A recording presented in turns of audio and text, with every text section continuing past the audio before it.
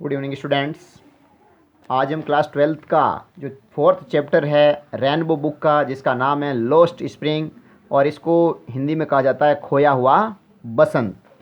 एनिस जंग ने इसको लिखा है, जो बहुत ही बड़े विद्वान हैं, कवि भी हैं। उन्होंने इस निबंध को लिखा है और इन्होंने उन दो परिवारों का इन्होंने जिक्र किया है और उन परिवारों की जो दयनीय दशा है उसका चित्रण किया है इन्होंने। और वो परिवार दोनों के दोनों गरीबी और शिक्षा के अभाव के कारण शोषण के दुष्चक्र में फंसकर अभाव का जीवन जीते हैं, ऐसे परिवारों का इन्होंने वर्णन किया है। इन्होंने उन बच्चों की तरफ ध्यान दिया जो परिवारों की आय को अनुपूरित करने और के लिए खतरनाक जोखिमपूर्ण काम करते हैं, पढ़ाई लिखाई से दूर रहते हैं, उन लोगों का उन्होंने जिक्र किया है। तो दो परिवारों का इन्होंने जिक्र किया, इसके बारे में हम लोग पढ़ चुके हैं। तो आइए हम इसके क्वेश्चन आंसर करते हैं। पहला क्वेश्चन आपके सामने लिखा है, why did Saheb's family settle at Seemapuri. यानी जो साहेब का परिवार है, छोटा सा बच्चा जो नैरेटर को मिला था उसका नाम था साहेब, उसका जो परिवार है वो दिल्ली के सीमापुरी इलाके में आकर के क्यों सेटल हो गया था। तो देखो इसमें लिखा है, Saheb's family settle at Seemapuri because. Saheb का परिवार दिल्ली के अंदर स्थित सीमापुरी में आकर के सेटल हो गया था क्योंकि दे आर स्क्वेटर्स, क्योंकि वो अतिक्रमण, यानी इसको क्या कहा जा सकता है, अतिक्रमणकारी। They came from Bangladesh back in 1971। Question number 2 देखिए, आगे लिखा आपके सामने, why does Anees Jung's promise to open school seem hollow. अब देखो, यानी जब वो रास्ते में चल रहे थे, उन बच्चों से जब मिले तो उन्होंने कहा कि भाई हम तुम्हारे लिए यहाँ पे स्कूल खोलेंगे। तो प्रश्न लिखा है, why does Anees Jung's promise to open school seem hollow. यानी अनिस जंग का स्कूल खोलने का जो वादा था वो बिल्कुल खोखला क्यों खोखला दिखाई देता है। उन्होंने तो मजाक में कहा था कि हम तुम्हारे लिए स्कूल खोलेंगे, तुम लोग पढ़ने के लिए आओगे। तो देखो इसका आंसर क्या है, Anees Jung's promise to open school seem hollow because it takes longer to build a school. क्योंकि स्कूल बनाना कोई आसान काम नहीं है, उसके लिए बहुत ही लंबा समय लगता है। ठीक है, इसलिए बिल्कुल खोखला साबित हुआ। आगे लिखा हुआ है, why does the author describe Seemapuri as miles away from Delhi. यानी लेखिका ऐसा क्यों कहती है कि सीमापुरी दिल्ली से मीलों दूर है। हालांकि वो बिल्कुल दिल्ली के अंदर ही स्थित है, लेकिन फिर भी वो कहती है कि वो दिल्ली से काफ़ी दूर है। क्यों? क्योंकि उन लोगों के पास में उन सुख सुविधाओं का अभाव है जो उनके पास में होना चाहिए। यानी दिल्ली के लोगों के पास में सारी भौतिक सुख सुविधाएं हैं, लेकिन जो सीमापुरी क्षेत्र में रहने वाले लोग हैं वो बिल्कुल गरीब, असहाय, जिनके पास खाने के लिए पर्याप्त पैसे नहीं है, ना उनके पास में कोई शिक्षा है, इसलिए वो दिल्ली के वास्तविक जीवन से बहुत क्या है, दूर है। तो देखो इसमें क्या कहा इन्होंने, the author describe Seemapuri as miles away from Delhi because the people of Seemapuri don't get basic facilities of life, their basic necessities of life are unavailable. अब देखो उन्होंने ऐसा इसलिए कहा है क्योंकि हालांकि भौतिक रूप से देखें तो दिल्ली और सीमापुरी बिल्कुल नज़दीक है, लेकिन अगर हम उन परिस्थितियों की बात करें जिसमें लोग वहाँ रहते हैं, वो एक दूसरे से बहुत दूर है। उनके रहन सहन में, उनके खान पान में, उनको भौतिक सुविधाएं जो मिलती है वो बिल्कुल उनके विपरीत है, वो कोसों दूर है उनसे, इसलिए कहा गया कि ये मीलों दूर है। ठीक है, आगे देखिएगा, उनकी जो बेसिक ज़रूरतमंद चीज़ें हैं वो भी उनको उपलब्ध नहीं हो पाती है। आगे लिखा है 4th number question, what does the author mean by the expression garbage to them is gold. यानी लेखक ने एक अभिव्यक्ति कही है कि कचरा ही उनके लिए सोना है।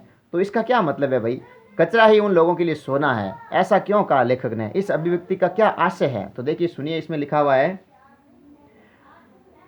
है इसमें देखो, the author mean by the expression garbage to them is gold it is right because this is one only means to survival of them for them when they find some valuable things in the garbage and sell it for a little money। अब वो देखो क्या करते हैं लोग, लेकर कहते हैं कि कचरा ही उनके लिए सोना है, ऐसा क्यों।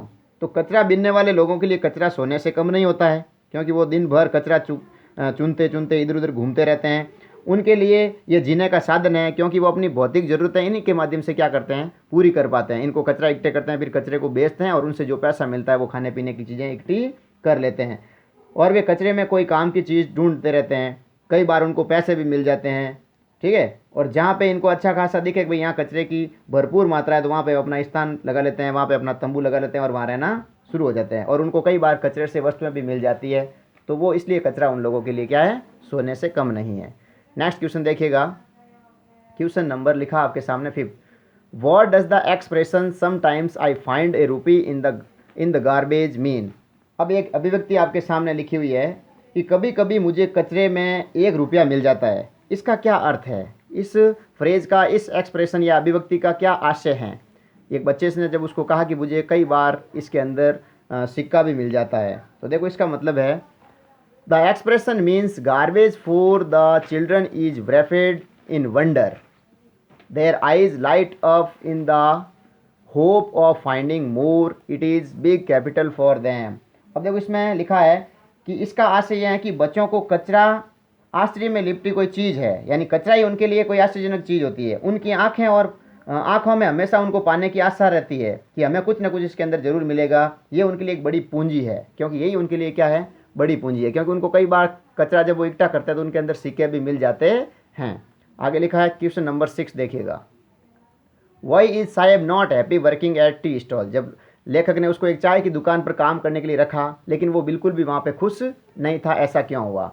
तो Saheb is not happy working at the tea stall, यानी साहेब को वहाँ पे होटल पर काम करना बिल्कुल भी अच्छा नहीं लगा, चाय की थड़ी पर काम करना, because he has lost his freedom, क्योंकि उसकी स्वतंत्रता छीन चुकी थी। अब वो गुलाम बन गया, अपने मालिक के कहने के अनुसार काम करना पड़ता था, नहीं तो वो घूमता फिरता आराम से अपना मस्त जीवन जीता, लेकिन अब वो उसका जीवन स्वतंत्र नहीं रहा। And found the steel canister of his master, और उसके जो मास्टर था उसने उसको क्या दे दिया, केतली दे दी चाय की, heavier than the plastic bag, और ये केतली, चाय की केतली उसको प्लास्टिक के बैग से कई भारी लगती थी, इसलिए वहाँ पे उसको काम करना अच्छा नहीं लगा। उसने कहा मेरा तो वो बैग ही अच्छा है, ये काम मेरे लिए अच्छा नहीं है। Question number 7, what is Mukesh ambition can be realised, यानी मुकेश नाम का जो मिस्त्री था, मैकेनिक बनना चाहता था, उसकी क्या महत्वाकांक्षा थी, क्या अपेक्षा थी, वो क्या बनना चाहता था, उसकी आकांक्षा क्या थी। तो देखो, Mukesh ambition is to become a motor mechanic, Mukesh को एक मोटर मैकेनिक बनना था। Yes it can be realised, he will go to garage and learn it, वो इसको हमेशा गैरेज जाता और इसको सीखने की कोशिश किया करता था। Next question, can a god given licence ever be broken by does Mukesh grandmother says, है कि भगवान का दिया हुआ लाइसेंस कोई जो लाइनेज दिया हुआ है, भगवान ने जो लकीर खींच दी उसको कोई नहीं तोड़ सकता। उनके अभी तक उनके मन में ये एक प्रकार की क्या थी, धार्मिक अडम्बना कह सकते हो, विडम्बना कह सकते हो, कुछ भी कह सकते हो, वो एक अंधविश्वास के अंदर अभी भी जकड़ी हुई थी। उसकी दादी माँ वो कहती थी भगवान ने अगर कोई लाइन बना दिया, कोई लकीर खींच दी तो उसको कोई तोड़ नहीं सकता, ये तो हमारा पैसा है, हमें पढ़ लिख कर क्या करना, हमारा खानदानी धंधा है, हमें तो यही करना पड़ेगा। Why does Mukesh grand mother से सो, मुकेश की दादी ने ऐसा क्यों कहा। तो Mukesh grand mother says so because, Mukesh की दादी माँ ने ऐसा इसलिए कहती है क्योंकि सी थिंग्स, वह सोचती है, it can not be broken, कि ये कभी ख़त्म नहीं हो सकता। भगवान ने जो हमें जिस जिस परिवार में हमें जन्म दिया है, जो काम हमारे लिए पैतृक है वही हम कर सकते हैं, इसके अलावा हमारे काम कोई योग्य नहीं है। तो ये बात बिल्कुल गलत है।